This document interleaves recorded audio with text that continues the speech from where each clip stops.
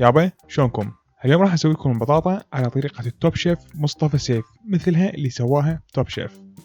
نجيب 3 بطاطايات نغسلهم كل زين، نجيب سكينة. أنا لازم أحدد السكينة مالتي قبل ما استعملها كل مرة حتى أحافظ على الحافة مالتها وتكون دائما حادة، وأكيد قبل ما استعملها لازم أمسحها بالوصلة كل زين حتى ما يبقى أي برادة حديد على السكينة وتصير بالأكل.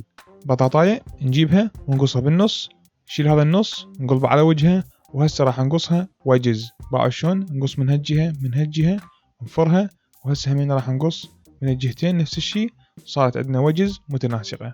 نشيل البطاطا نخليها بجدر كبير، وراح ندرس الجدر مي بارد، راح نخلي بيها طن ملح ونشيلها ونخليها على النار الى ان تبدي تغلي عندنا. راح نخليها تنسلق نص سلقة تقريبا 8 دقائق. نشيك البطاطا نحط السكينة بيها ونطلعها، لازم تكون عندنا البطاطا كلش سوفت. نجيب قاعدة مال الحرارة، يبا حركات. نشيل الجدر ونخليه على هالقاعدة، وشيف مصطفى قال لي بهالمرحلة هذه نخلي فوقاها تقريبا 3 خواشيك كبيرة خل أبيض، ونخليها إلى أن المي مالتها يبرد تماما. هو هذا سر الوصفة. وهسه مثل ما قال الشيف مصطفى، هاي راح نخليها بالمي والخل والملح مالتها إلى أن تبرد تماما.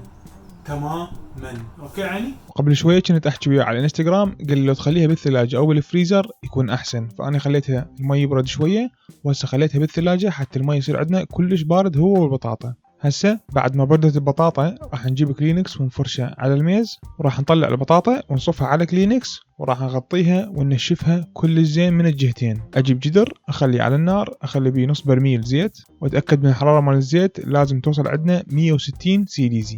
صار عندنا زيت حار، هسه راح ابدي انزل بيه البطاطا وحده وحده وشويه شويه، ونقليهم الى ان يصير عندنا لونهم ذهبي يخبل. باعوا لونهم شلون صار يخبل، هو هذا اللون اللي احنا نريده. واكيد من يطلعون لازم نخلي لهم رشه زينه ملح. نجيب صحن التقديم، يا صحن هذا سطل من التقديم، راح اجيب كلينكس واخليها داخل هذا السطل، وأبدأ اعلمكم الفنيات مالتي من التصوير. وهسه راح نخلي بيه البطاطا يطلع سطل بيه هوايه بطاطا.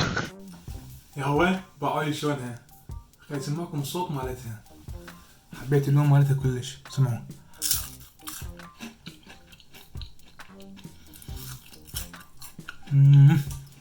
من جوا كلش مستوية ومن برا كريسبي. شيف مصطفى عشيدك وصفة تخبل. ويابا شكرا للمتابعة، ان شاء الله حبيتوا هاي وصفة مصطفى. في ماذا